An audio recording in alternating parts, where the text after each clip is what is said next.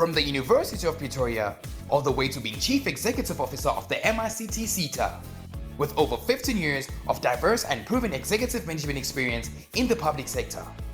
In passing, the likes of the Limpopo Office of the Premier, Department of Justice and Constitutional Development, Limpopo Gambling Board, and Mulemule Local Municipality, just for reference. Ladies and gentlemen, please welcome Mr. Matume Madibana.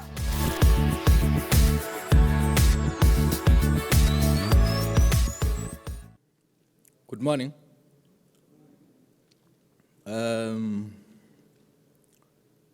Let me take this opportunity to appreciate Digital Council Africa for affording us, and in the absence of obviously some of the dignitaries what were in our midst yesterday, deputy ministers locally and from outside of the border of South Africa, I still pass my warm and sincere greetings. Ladies and gentlemen, let me also acknowledge our good doctor, Dr. Andile Ngava, for his continued commitment to changing the quality of lives of the majority of our people of South Africa, but also Africa broadly. We are proud of you, I must put it on record. The chairperson of the board of MICT CETA, Ntate Simpue Thobela, I think he hasn't arrived as yet, who is making it easy for us, for opening as many opportunities as possible for our SMMEs in our far-flung areas of various provinces, including township communities. Colleagues from MICT CETA present, if you can stand up so that you are noted.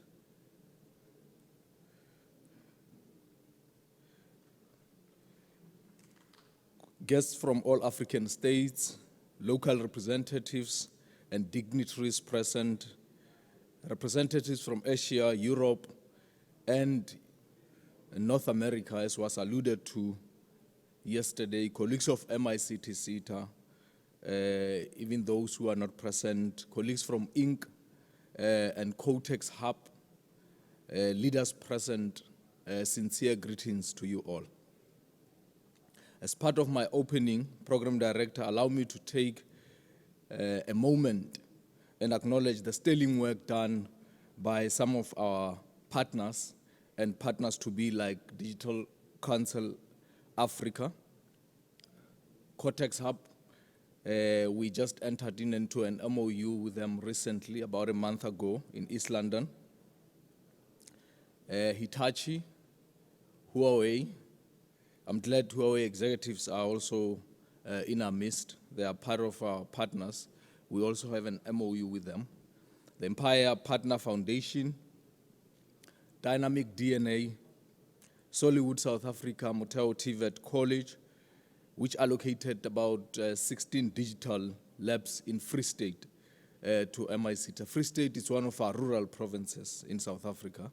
They've allocated a total of 16 digital labs to MICT CETA.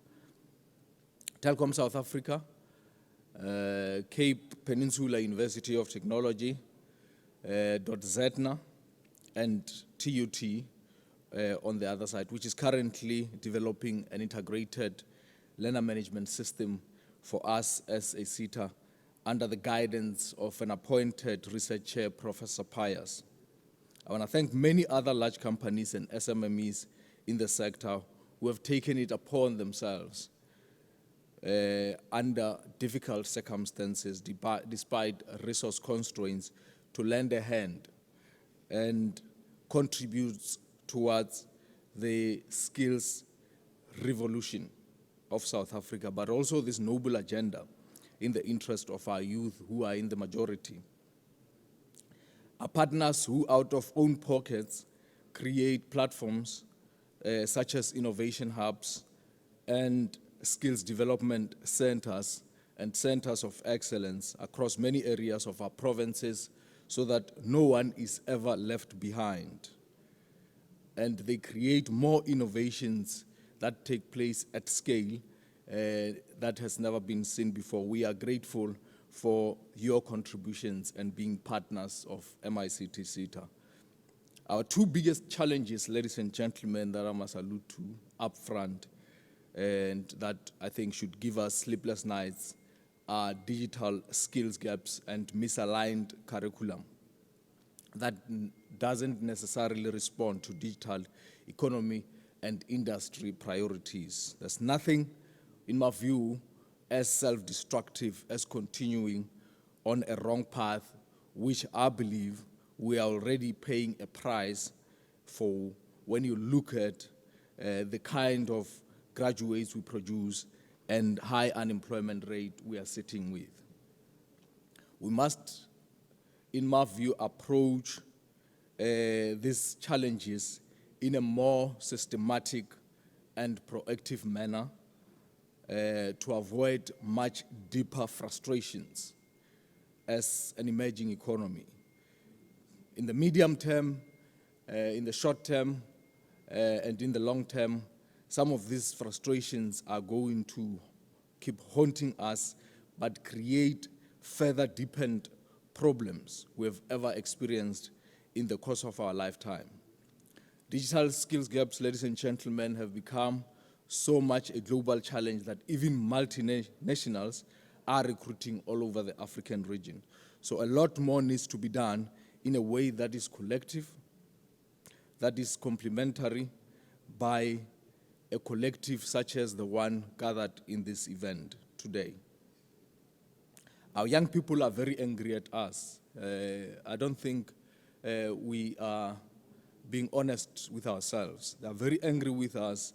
They are very angry at us. I mean, if you look at the crime statistics in South Africa, the hijackings, the cash in transit highs that are happening, the issues of gender-based violence, these are issues stemming and emanating from the anger and frustration because in the majority, they think we are not doing enough to accommodate them in terms of improving their living conditions. And I think if you think about it, to some degree, they are right. I think they are right to some degree. We can basically do 10 times better than we are doing. Imagine a South Africa where every company that is part of this conference or part of Digital Council Africa is to train a minimum of 30 young people annually on short-term industry-focused skills programs. Whether it be your coding, whether it be on AI, whether it be on cybersecurity, and after completion, absorb at the most minimum 10% of those young people based on their attitude, aptitude, performance, and obviously their commitment level and synergy towards company values. Imagine what impact that would do to address digital skills gaps and in the process, reverse the unemployment situation whilst reducing poverty levels that keep rising. Former President Thabo Mbeki, about 2 years ago or so, said in one interview that most South African companies have money enough, and I'll repeat it. Most South African companies have money enough invested offshore, meaning in offshore accounts, and in local banks because of lack of trust of government. That creates a problem, captains of the industry. The problem it creates when we don't create these opportunities in worthy projects that would impact the living conditions of our young people is that in the short term, it might not appear as a threat to the stability of this country. But in the long term, it's going to haunt all of us. It's going to burn this country into ashes if we don't get to rise to the occasion and do what has to be done.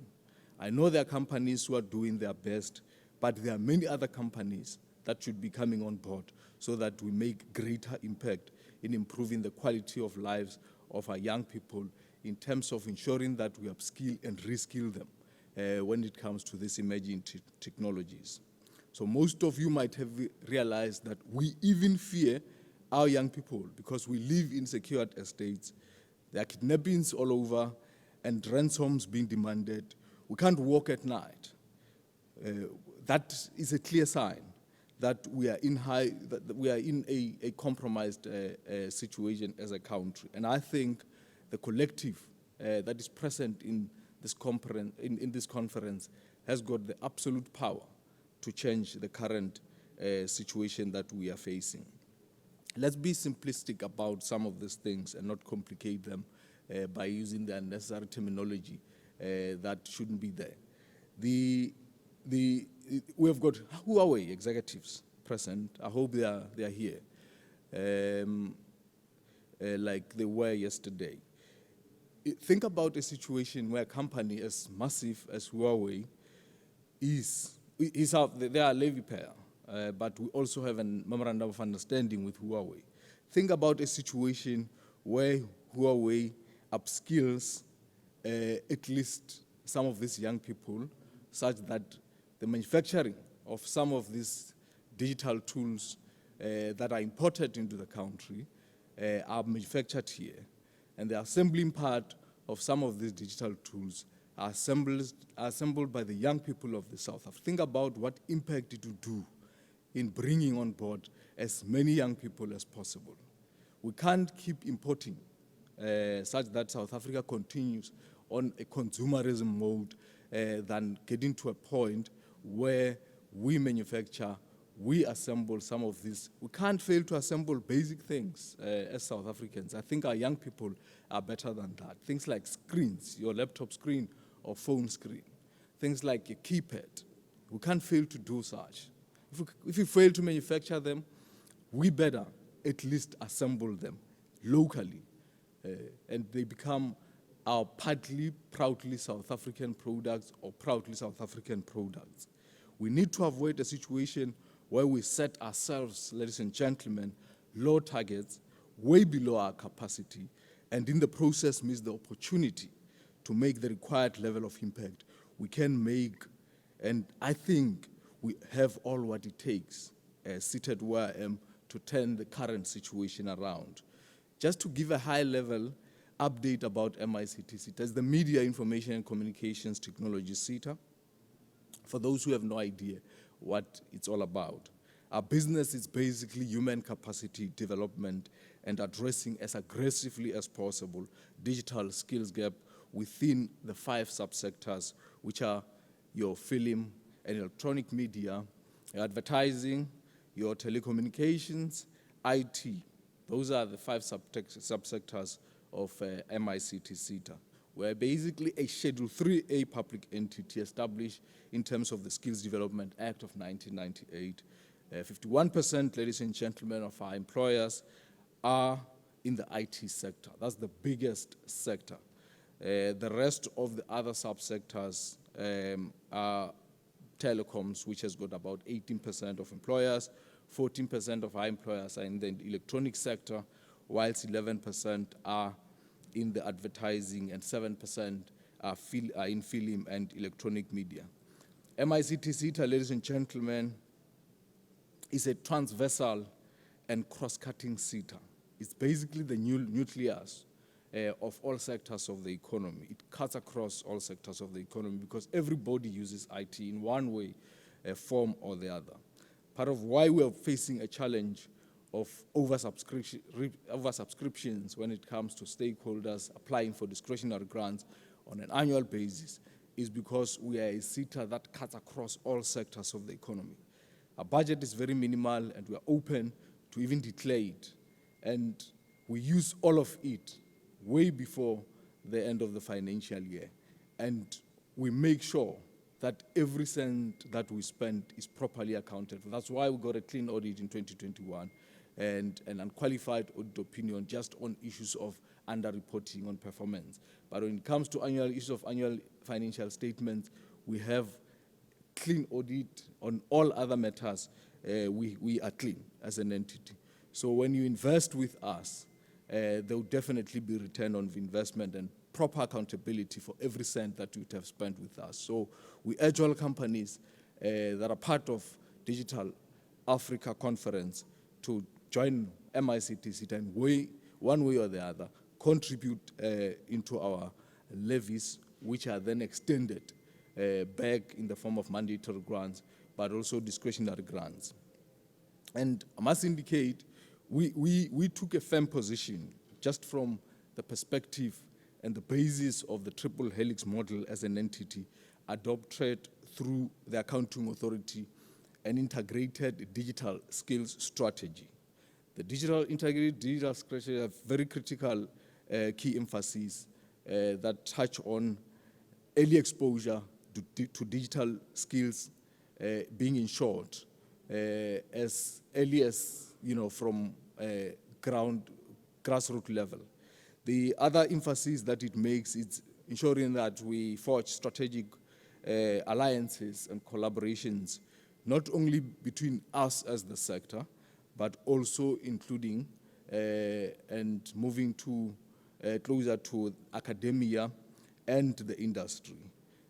The reason why that is because of the impact that we could make when we have academia close by, because of the expertise when it comes to issues of research. So we fund these higher learning institutions, we appoint researchers across various learning institutions, and the funding that goes to higher learning institutions has return on investment in that we allocate them specific projects to implement, specific projects that mainly talk to innovation and entrepreneurship. And part of our biggest issue I would emphasize is ensuring that we massify digital skills as far as possible. And I would give statistics around how many young people do we ensure that we upskill on an annual basis. You'll see the number versus the budget that we have as a small entity of less than 100 employees, but also a small budget of less than $1 billion, both mandatory grants, operations, including your discretionary grants. Ladies and gentlemen, the partnership with the academia on the other side and industry are primarily meant to ensure that, as I alluded to earlier on, through our researchers, who are pioneers in the industry, and they guide, but also mentor these young people into issues, like I said, issues of entrepreneurship and innovation. We have been compounding the market with employees, and it's high time that we migrate to a different culture. And that culture is a culture of innovation, it's a culture of entrepreneurship. We need to inculcate a culture of curiosity, curiosity in our young people, such that they start tackling the problems that we are facing as a society. There are many social problems that I think our young people have the capacity to help us tackle. So we need them to develop homegrown or locally made applications and solutions. If you look at applications like Uber, I mean, there's just absolutely no way that the whole African region can fail to develop an application such as Uber. It's a game changer. If we fail to develop basic things such as that, we must question ourselves as a society to say, what do we stand for? And we need to do a lot more to inculcate this critical thinking in our young people, remove them from the streets by creating the appropriate level of opportunities. The reason why they've made it a commitment as young people to make us a project. When we go to work, they are targeting us, is because we are not creating enough opportunities that could keep them busy and move them away from the streets. So we need to work closely with academia, but also the industry, as per our research has outlined, and indicated that part of our failures emerge from irrelevant curriculum. And as MICT CETA, we fund doctoral and master's studies. We've funded 15 students at VETS who are doing doctorate and master's studies. We funded 7 at the University of KwaZulu-Natal. We funded about 13 at the University of Limpopo, which is a rural province. We funded about 13 postgraduate students. And all of this funding is on 4-IR-aligned programs or 4-IR-aligned qualifications. We also further funded about 17 at Durban University of Technology. We funded about 6 at Cape Peninsula University of Technology. We funded about 20 at the University of Western Cape and 33 at Tshwane University of Technology, which is part of our partners. These are masters and doctoral students, and we go this far despite the budget limitations that I've alluded to earlier on, because we believe with conviction that our source of innovation lies in institutions of higher learning. And if proper guidance and mentorship is provided, we should do 10 times better than we are doing. We have allocated special projects to some of these universities, like I alluded to, as part of ensuring that there's return on investment. And let me indicate that in 2021, ladies and gentlemen, financial year, we trained more than 12,200 learners countrywide. And by the way, these 12,200 learners were funded out of a small budget of less than 500 million. In the current year, we are sitting at more than 9,500 learners in more than 33 municipalities across all provinces. Our budget to date, when it comes to discretionary grants, which are actually what we allocate to our stakeholders to facilitate and provide learning, it's more than 550 million. And we make sure that we give small numbers so that we cover as a larger a population as possible, particularly rural communities and township communities. We need to make reflections, ladies and gentlemen, and be honest and brutally honest with ourselves and ask ourselves basic questions of saying, as an emerging economy, South Africa, have we reached a point where we can demonstrate to the world that Africa as a continent with over 1.37 billion people is ready for business? Have we created a conducive climate for businesses to thrive? Those are the questions, amongst others, that we must ask ourselves. Are we in a good space to attract more investments for digital transformation? The question of how do we position South African youth to start participating in development of solutions that address some of these common social problems facing us, such as crime and corruption, unstable energy, infrastructure that is always at risk, sometimes being touched during unrest, taking us many steps back. The question of how do we protect existing infrastructure through locally developed solutions? How do we position our youth in that space, ladies and gentlemen, to take active participation in digital research projects of impact? And what do we need to do enough in terms of creating an enabling environment for our youth to thrive in the use of these technologies? How do we ensure, amongst other things, ladies and gentlemen, that we ensure a complete mindset shift from obsession with degrees? Because everybody, when they complete their program, their metric, they think of degrees, and job seeking, because they are not as responsive. The research has proven they are not as responsive as they should be to digital economic imperatives, whilst they cost this country a lot of money compared to shorter, occupationally directed programs that truly addresses the development agenda of the country. And how do we optimize on existing PSET system, including SETAs, which are at the center of driving targeted industry-related programs? How do we better respond as an emerging economy to issues and priorities of the economic reconstruction and recovery plan and Vision 2030, And how do we better respond to issues of artificial intelligence, Internet of Things, cybersecurity, coding and cloud computing, such that there's more proactiveness and guided approach that will ensure sustainability in optimizing on these technologies. Ladies and gentlemen, how do we get the right learning to the right people or audience at the right time? How do we thrive? How do we drive innovation such that it becomes more inclusive and moves us as an emerging economy from dependency and entitlement mode and mentality to self-sustainability kind of shift? How do we propel future skills?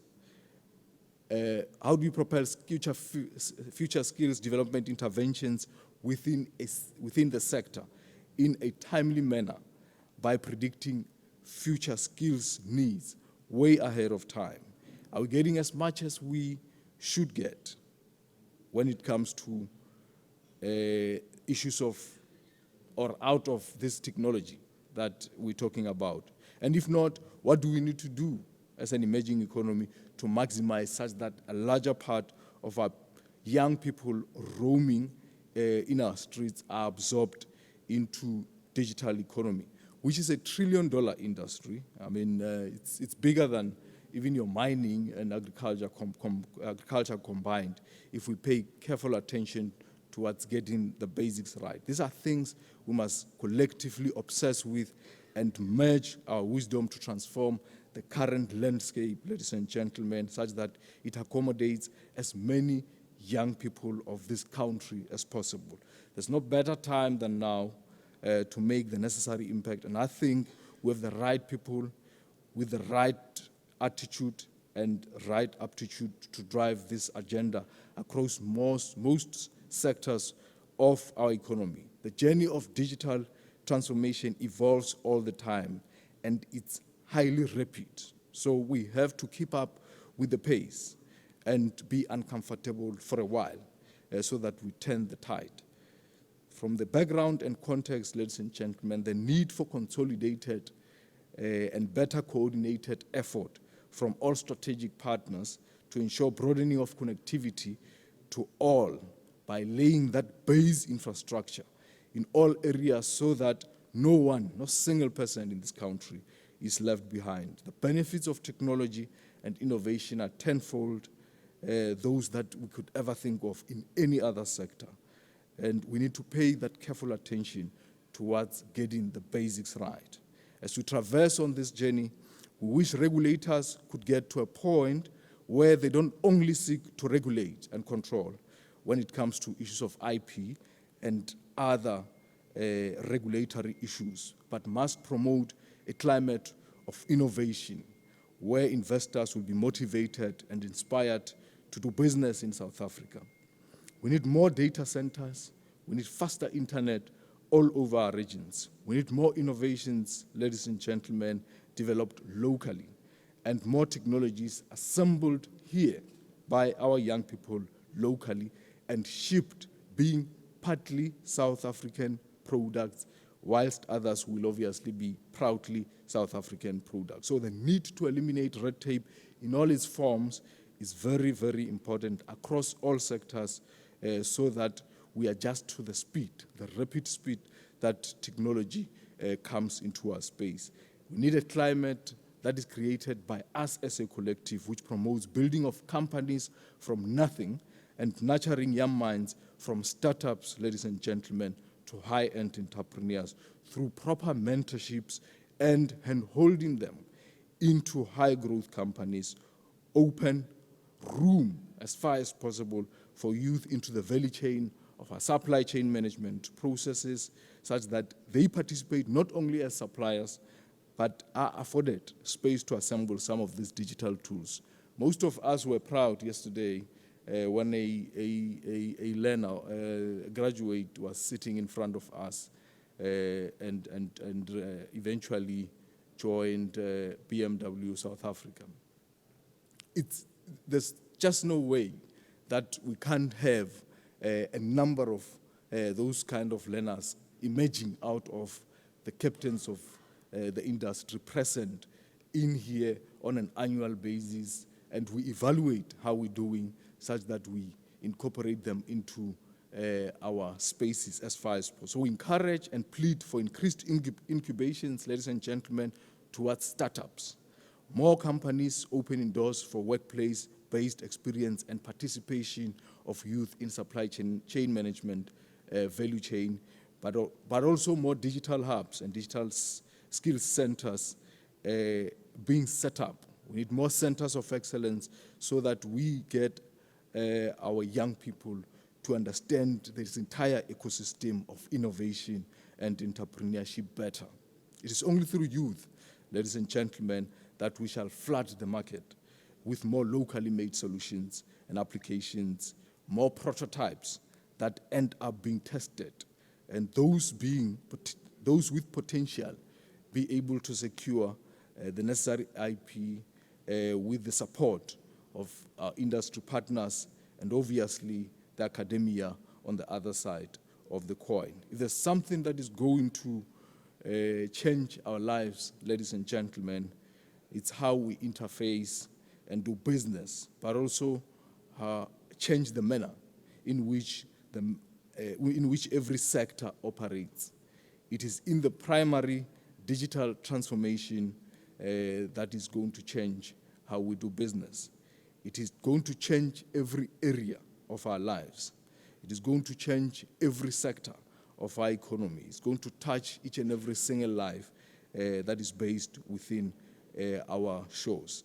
With those few words, ladies and gentlemen, as I move towards closure, let me indicate that we have that commitment as MICT SETA, that with the little budget that we have, we shall continue to upskill and reskill the young people of this country, ensure that through these impactful collaborations in supporting SMMEs, townships, and rural communities, we continue contributing towards addressing the required skills and sustained total value creation over a longer period, whilst digital skills are massified across all regions of our country. Whilst the potential remains, ladies and gentlemen, to bring into the space more learning interventions that speak to the future of work, budget limitations remain a huge challenge. Hence, we would continue to plead with the industry to come on board and contribute beyond levy contributions for those who are contributing levies. There are a number of companies that are in the ICT sector, but unfortunately some of them are in the wrong sectors. So basically every company that is in the media, advertising, film and media, advertising, IT, telecommunications, and electronics sector must be with MICT SETA, contribute to the levies, and if they want to donate some of these digital tools, they donate these digital tools, we'll take them to rural schools and rural communities. We still have schools in South Africa where they don't even have a single laptop, where they don't even have a single computer. They're going to face it when they get to university level. And we can't continue at that pace, ladies and gentlemen.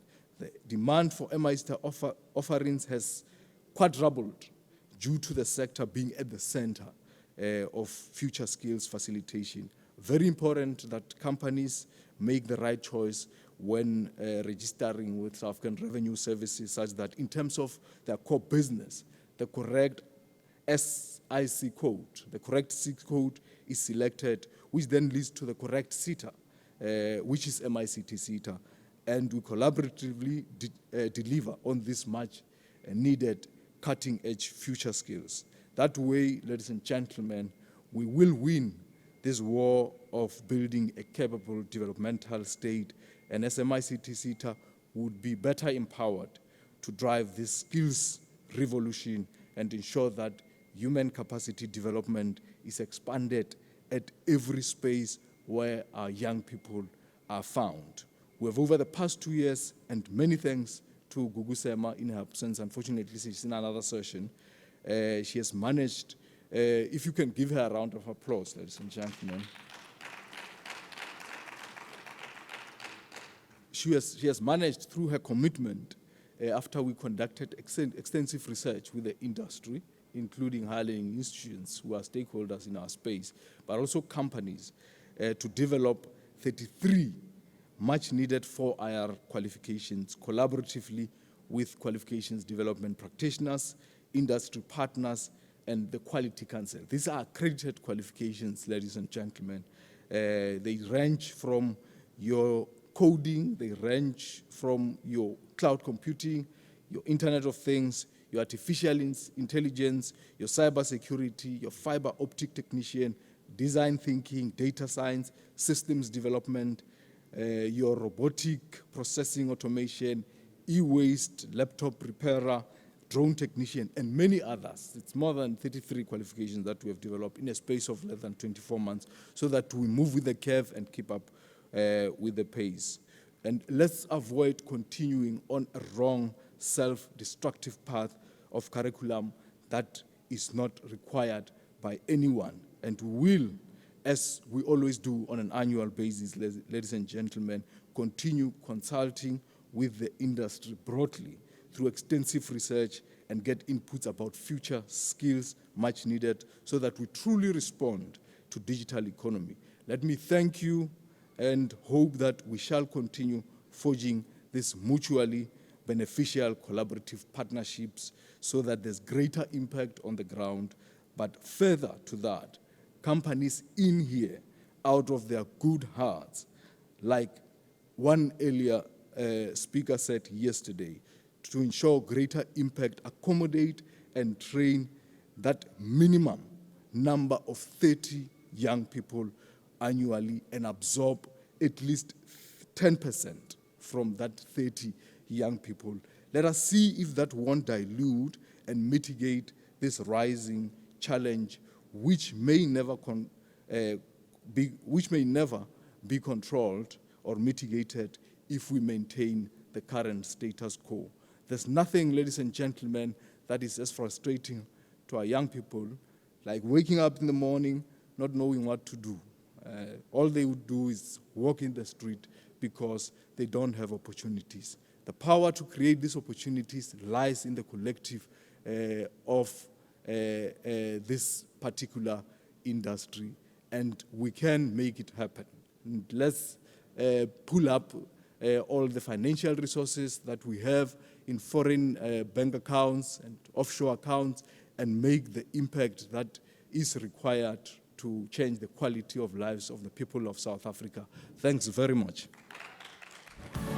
The next item is a panel discussion on global conversations focusing on trends from around the world.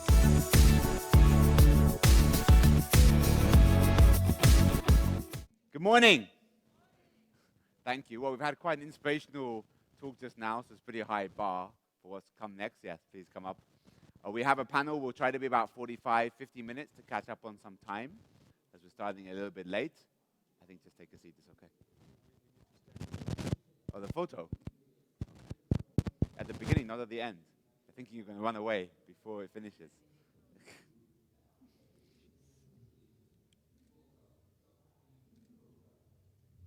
Okay, take a seat. Okay, so my name is Adam Lane. I'm with Huawei in Kenya. I'm very happy that we've got 5 people from all around the world who have come to join us today to talk about what's been happening with the fiber industry in their region of the world. So I'm going to ask each of them to introduce themselves very briefly. Then we have a few questions we're going to go through, trying to understand what are the challenges, what's the situation in that region, what some success factors, what's been happening, what's really exciting, how is it affecting the digital divide, how is sustainability involved, and so on and so forth. So if I can start maybe on this side with the introductions, and maybe introduce yourself, the organization, the kind of work you've been doing. Thank you. Good morning. Good morning. Try again. Is the audio working? Try again. I'll try again. Do you hear me? I think we have an emergency microphone coming Right down, up to, coming yeah. down the side. It happens. So go ahead, maybe.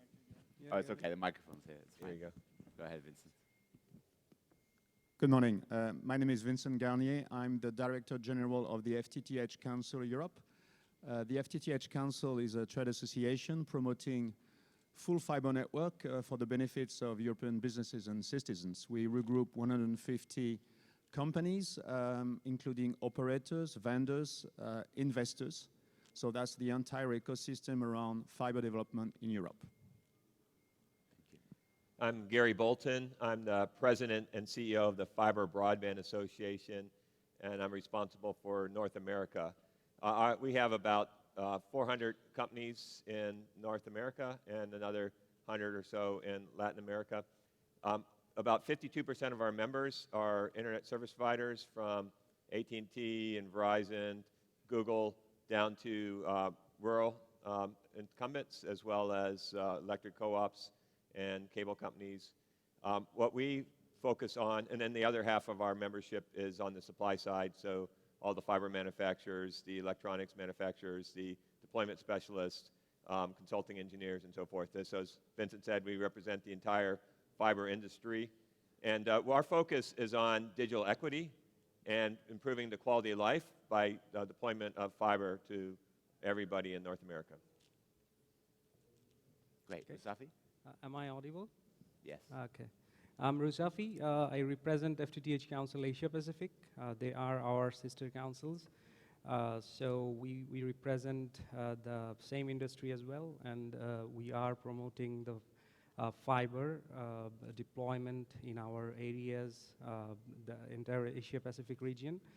And we have companies in the same kind of companies, starting from operators down to system integrators, solution providers, and cable operators. So our mission is to definitely promote the fiber adoption in the regions, and we have kind of 35 total members so far.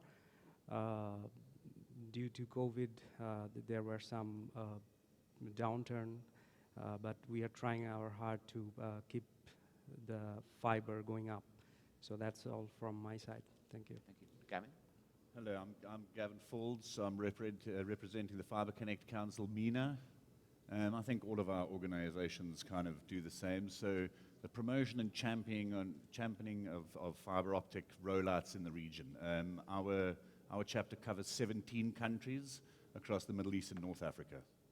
Thank you. And then Nelson? I think Nelson also has a short presentation. Yep. Good morning. I'm Nelson Saito from Brazil. Despite my Japanese face, I'm a Brazilian guy. So it's very glad to be here. And I'm a president of a Latin chapter. We are not an organization like the other ones. We are a chapter of Fiber Broadband Association. And we started this organization in 2010. So 12 years working this business, helping them because I'm a volunteer, and it's going quite well. Thank you very much. And Nelson, I think you were going to start with a short presentation? Yeah. Yeah. May I go to the... Yeah, if you want to come here, can we load the presentation? Or maybe just click on the slide, the clicker. Okay.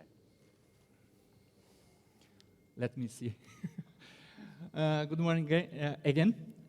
As I told, I'm from Brazil now, so sorry for my accent in English because my native language is Portuguese. I speak Portuguese. Eu falo português. And the second language is Spanish for us. English is the third one. So it's very glad to be here. Nice country, beautiful. It's first time here in South Africa. But I don't know if the people know South America. Latin America is different from South America. So our organization covers Latin America region. It means that Mexico, that is included in North America, is a part of our division as a Latin America. So it's very similar. I would say that Latin America and Africa look similar in terms of the countries, the size, whatever. But one important point that we have is considering all the regions in the world, our forecast for the GDP is lower than the rest of the world. So what it means? We face a lot of a problem, political, economical problem, but we are recovering. This presentation, that very brief presentation, is about the figures of what we have in Latin region. We have around 20 countries, and this is not the final, it's a draft. The final number we will be presenting in our event in Bogota in November 8 to 9. So what we have today in Latin America region, we have around 105 million home passes already installed. And it's a very robust growing in the market. We have 43 million FTTH.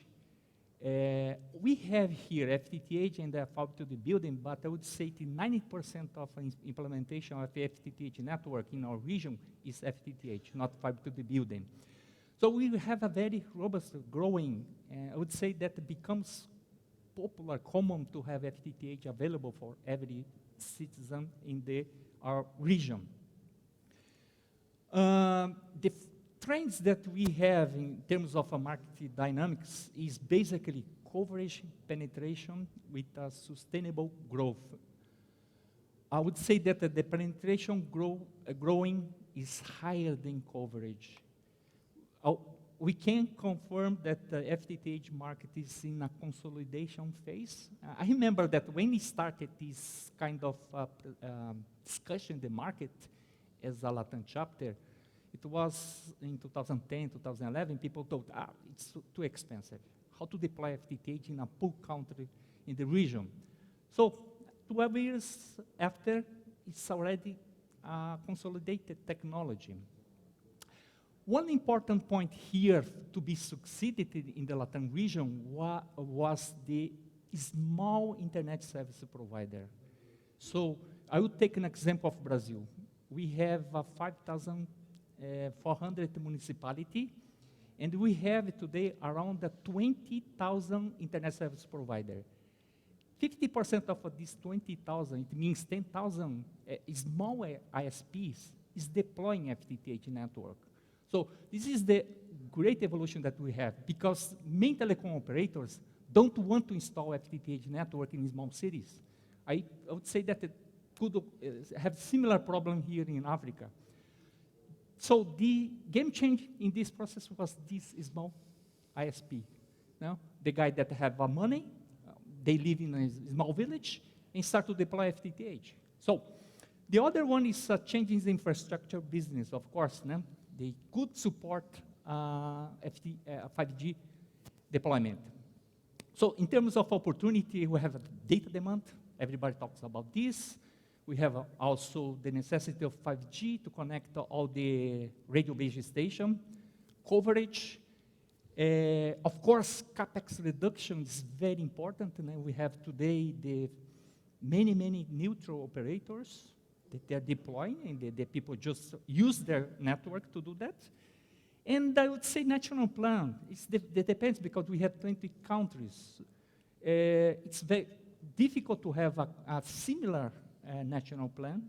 I would say it's not so many, but it's an opportunity for the government, especially for the rural area implementation. Of course, rural and remote areas, as we are in a very big, large area, we have this problem.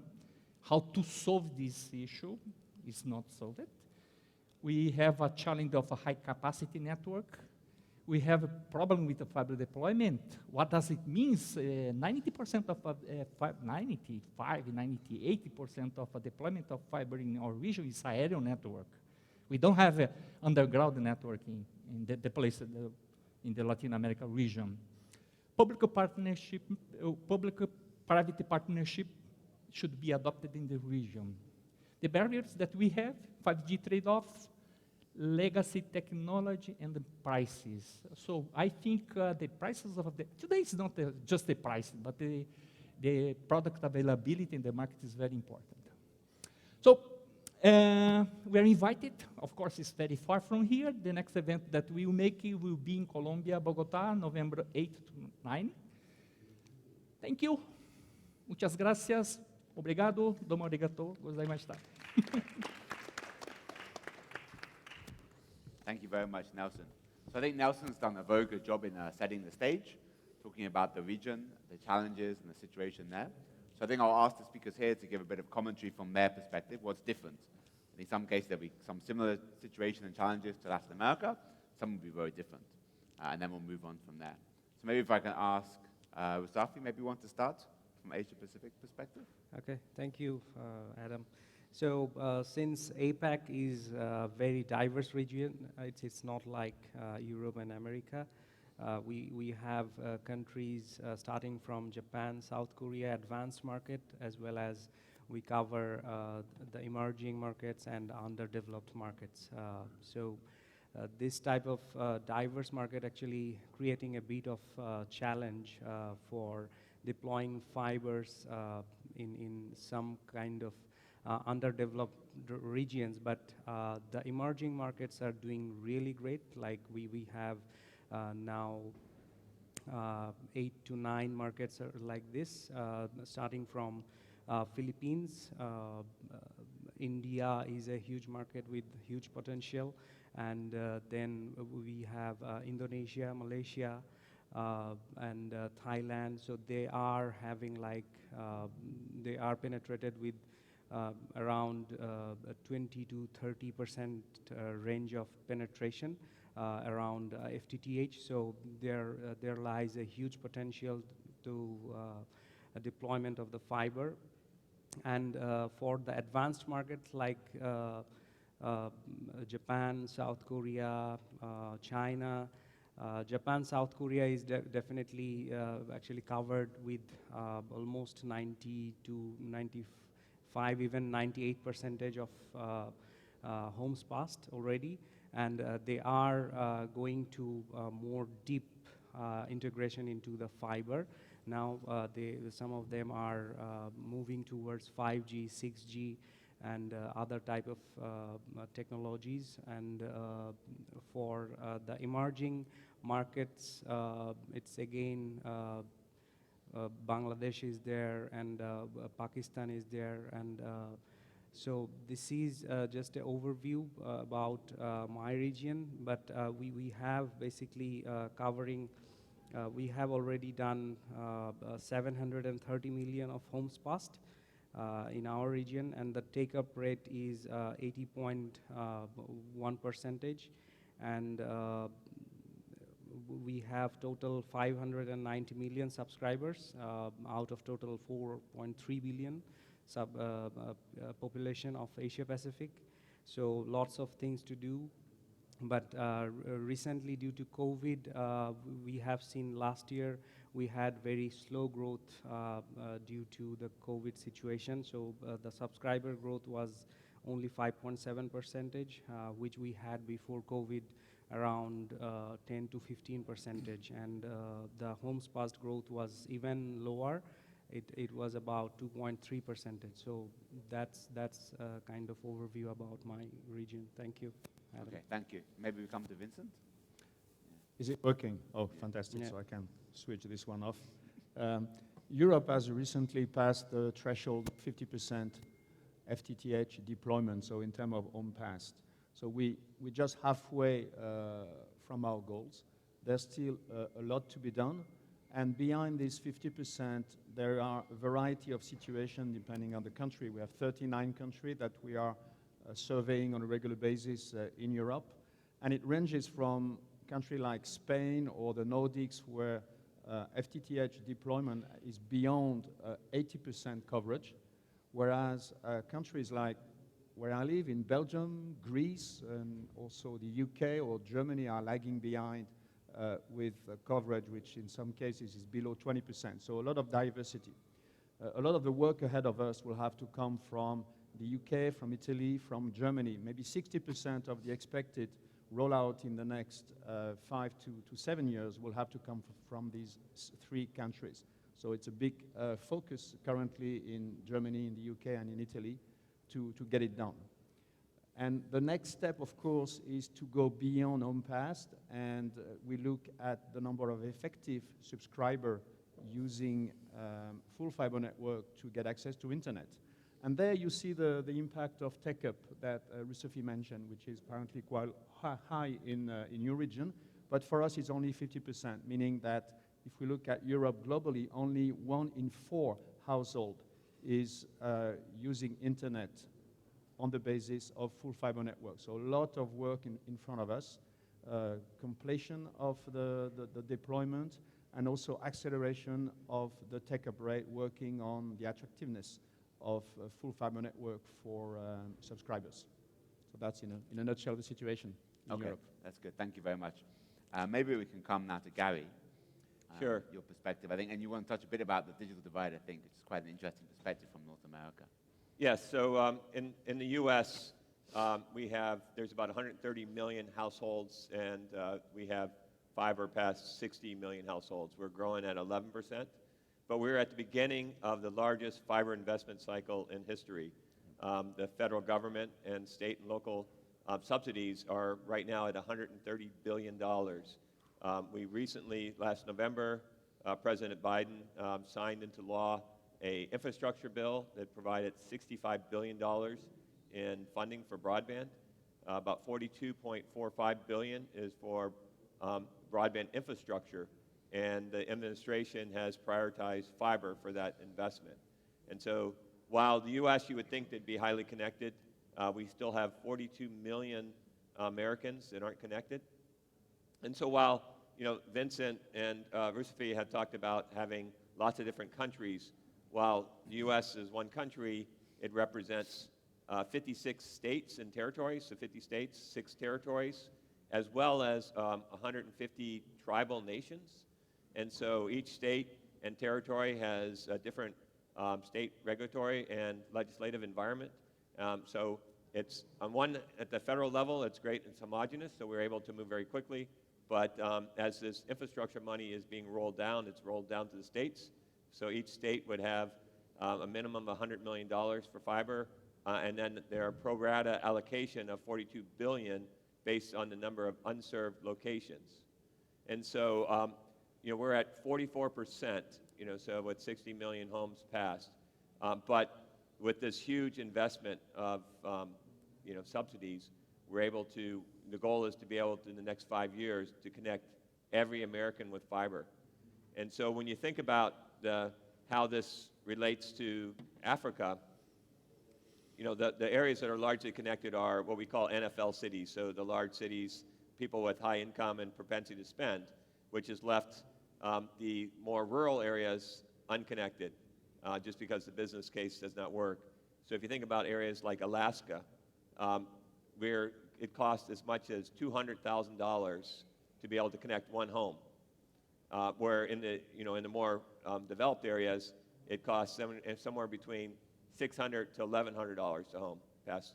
But our belief as the Fiber Broadband Association is if you can deliver power to your house, that we should be able to get fiber to your house, because every American needs to have fiber for economic development. We've seen in areas where fiber is deployed, it has a significant impact, positive impact for GDP. For example, Chattanooga, Tennessee, which is a mid-sized community in a rural area, when they put fiber in, they were able to create 9,500 new jobs.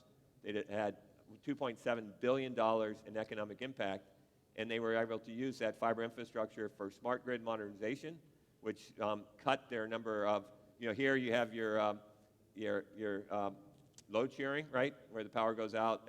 So by being able to use the fiber infrastructure, they'll be able to have more secure power infrastructure, reduce the cost of power distribution with the fiber infrastructure, also for public safety, as well as to provide that infrastructure for 5G. So it's very, very critical that we're able to not leave anybody behind, but be able to have that digital equity. When you think about the opportunities that fiber provides, for example, in the U.S., it costs $80 million a year for incarceration. So everybody that's in prison, we're spending $80 billion. If you think about the criminal justice system plus jail, that's $256 billion. And whereas if you have fiber and you're able to have jobs, education, and then it provides opportunities, You think about the money we spend on roadway infrastructure by people being able to work at home, businesses at home. You're able to reduce that, reduce the carbon footprint. So again, this is a very high priority in the U.S. Thanks very much, Gary. Now we can go to Gavin, I think from another very diverse region, some very, very developed and very, very underdeveloped.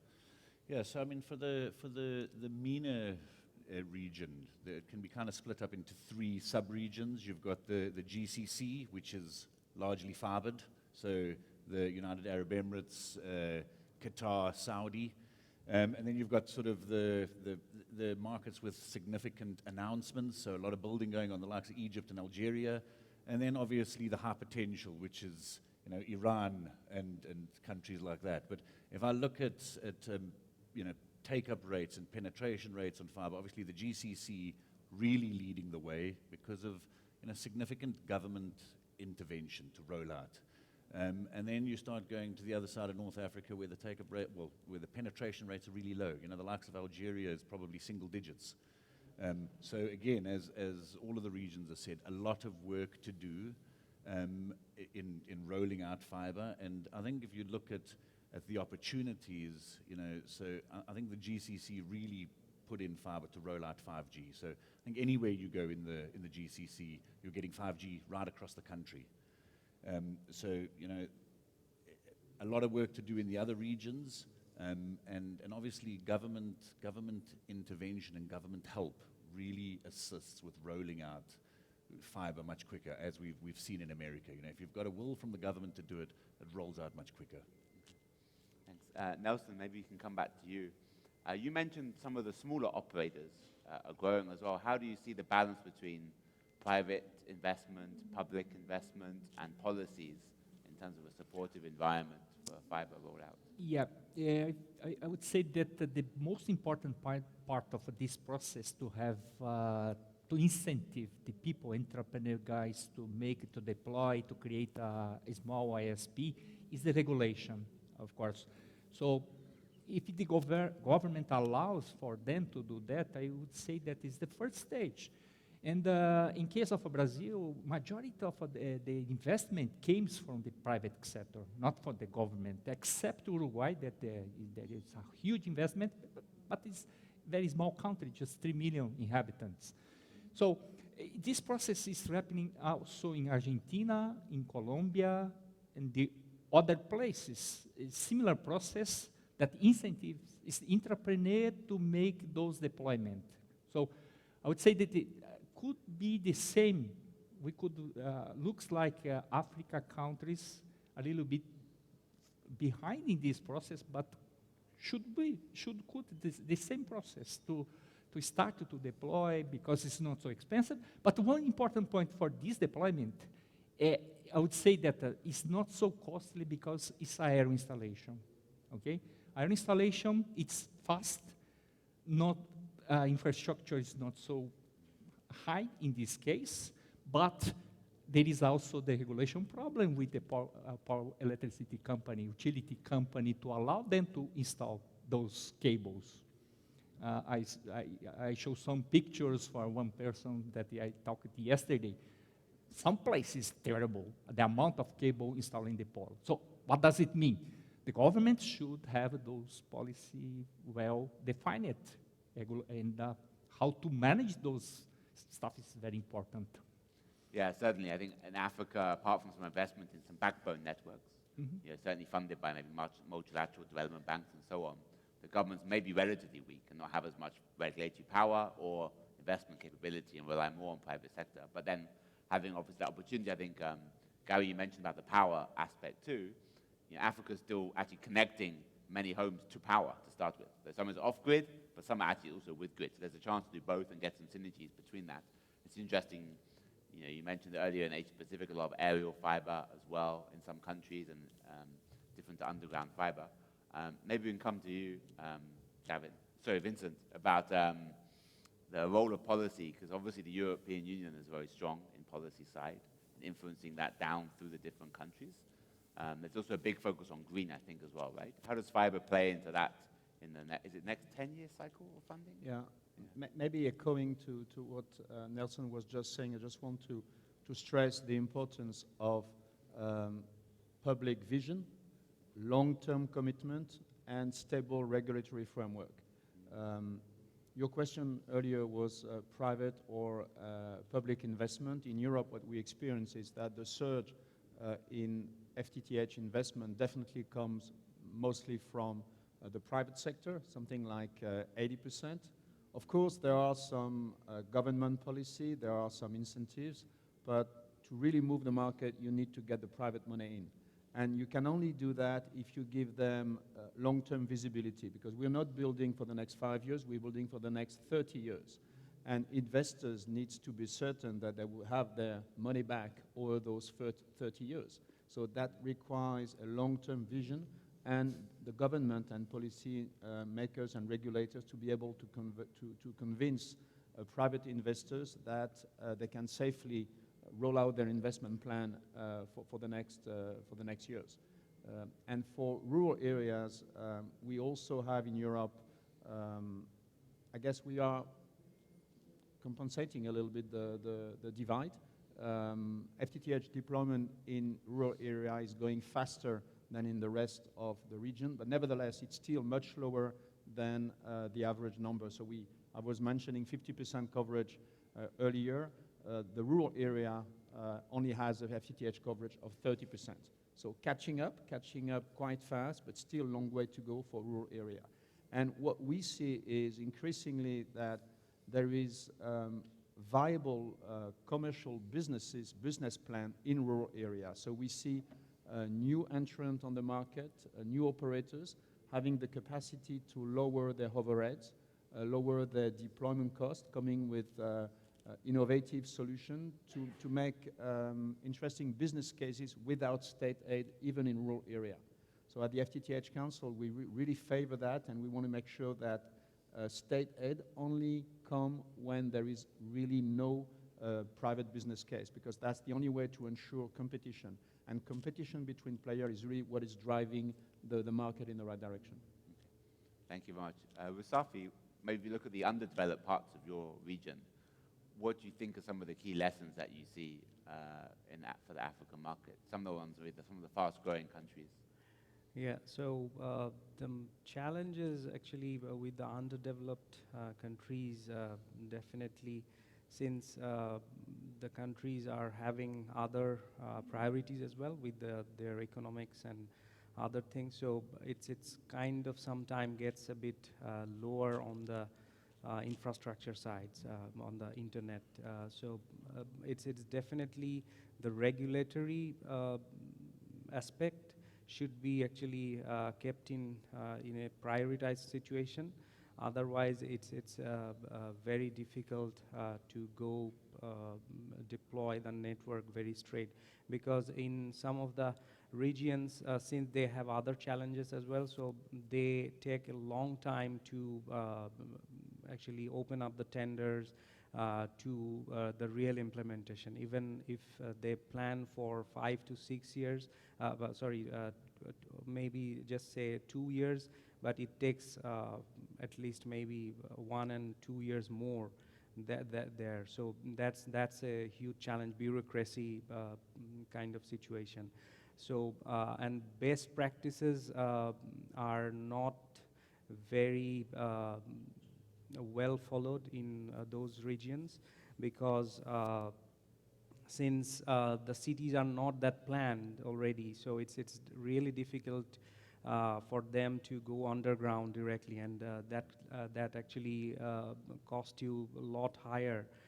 So since they want to do it with a very less amount of money, so they actually prioritize going aerial, and there comes the same situation Nelson mentioned already, spaghetti syndrome. We have got lots of that kind of situation in those type of countries. So I think these are kind of challenges we are seeing in our emerging market kind of situation.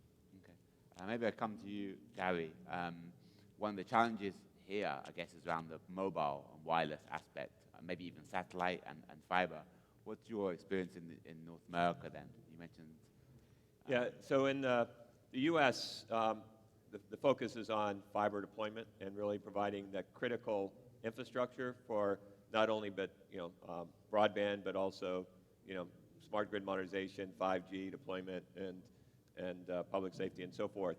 Elon Musk and Starlink was awarded about $1 billion from the FCC in the Rural Digital Opportunity Auction to put in the low Earth orbit satellites.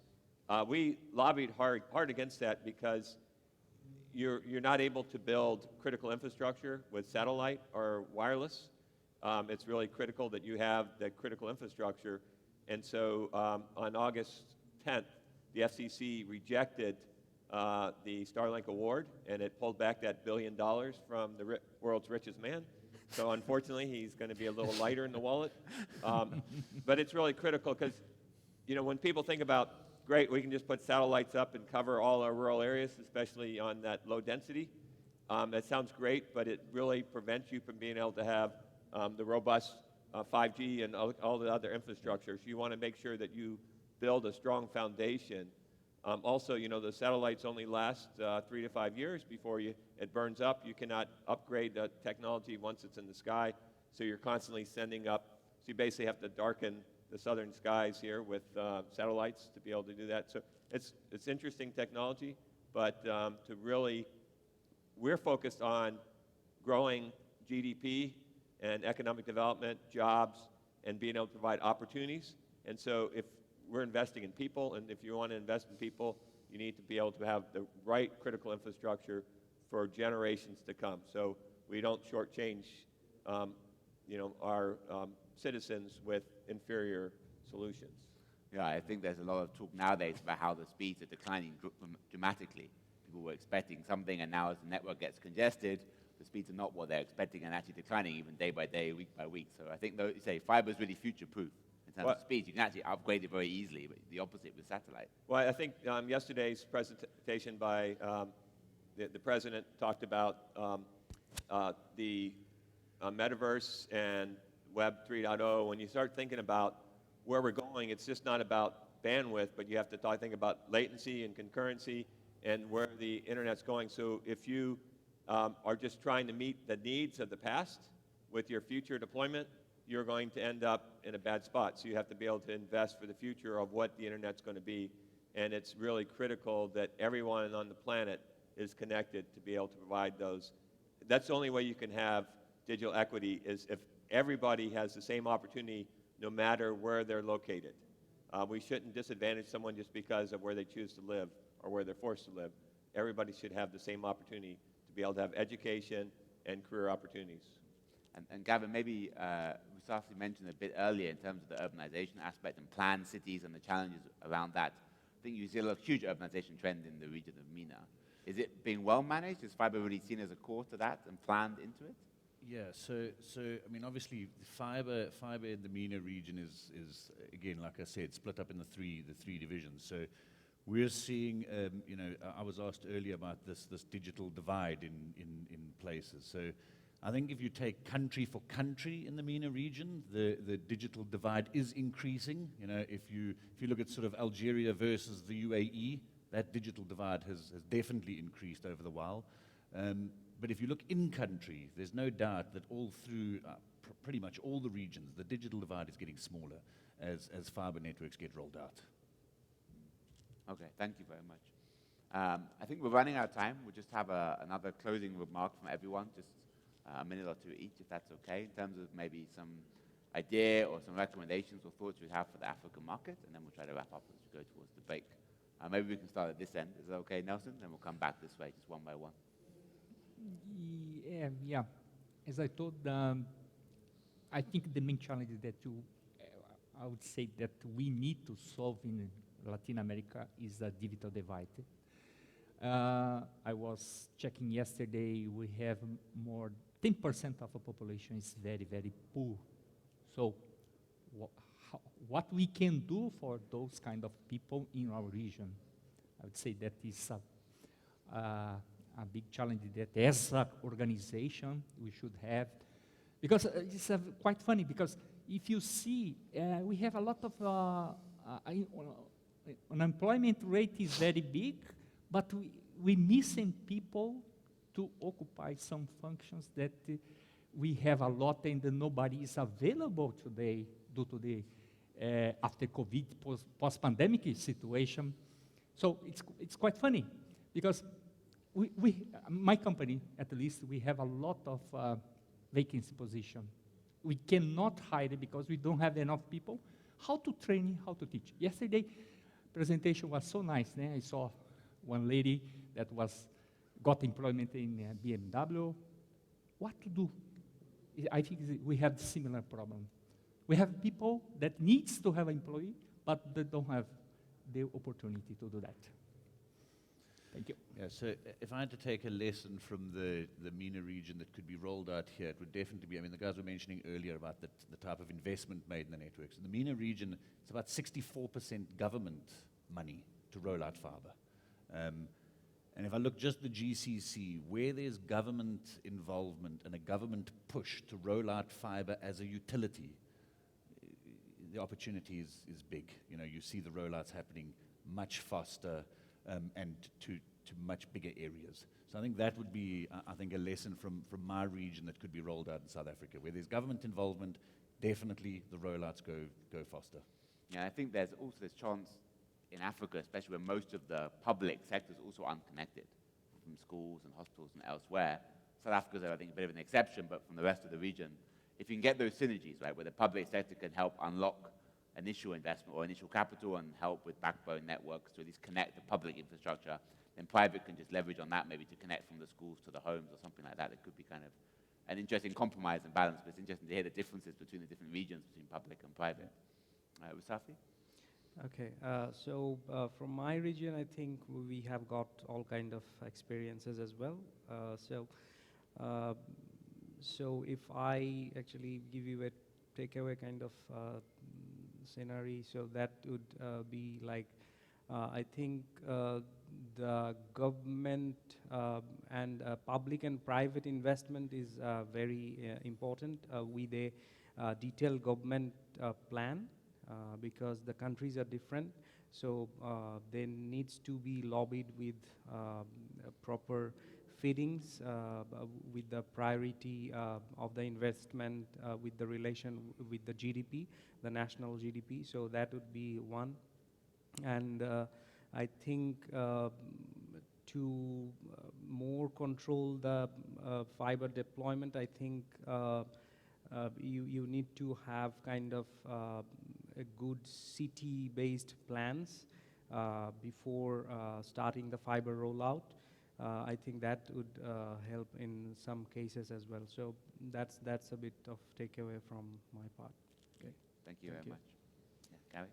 You know, I'm going to go a little different direction. This is my first time to South Africa, and we had the pleasure of going to Johannesburg before we came here to Cape Town. And I've decided that this is the most beautiful place on the planet. Cape Town is absolutely amazing.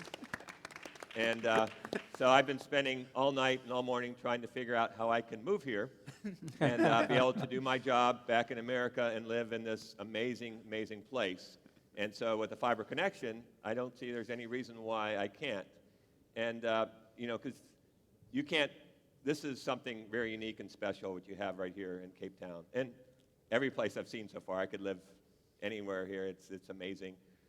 And so you think about that, is that that's really possible, right? That every person in Africa would have the opportunity to be educated anywhere in the world without leaving their home, be able to have the best medical health care without leaving their home, be able to have the opportunity to work in any job anywhere in the world without having to leave their home or community. And so it's amazing, right? Because we can live where we want to live without having to give up and sacrifice education, healthcare, and you know, our financial opportunities. And so I would say that I can't say there's only thing in the U.S. we would do better than in Africa, but I think the areas that we're struggling in the U.S. is probably where you're struggling, and that's to make sure that the deployment cost, you have to look at permitting and right-of-ways and be able to have a consistent way to roll this out without having to have a lot of things that are going to slow down deployment, because it's critical for every person on this planet to be able to have these kind of opportunities. So anything that you can do to make these processes be streamlined, and so it can speed and accelerate deployment, so I can live here or anywhere across this beautiful country. Thank you. Over to you, Vincent. Well, I know that Gary wants to rename the acronym FTTB, Fiber to the Bush, which I think is extremely appropriate for here. And I would like to reverse your question, and I was wondering what Europe could learn from deployment of FTTH in Africa.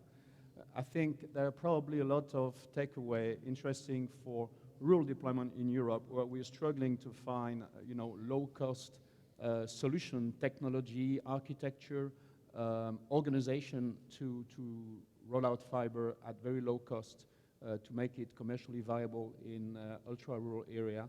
And probably there are lessons to learn from what is taking place here. So thank you very much. Okay. Thank you all very much. If we can give a warm round of applause to our panelists.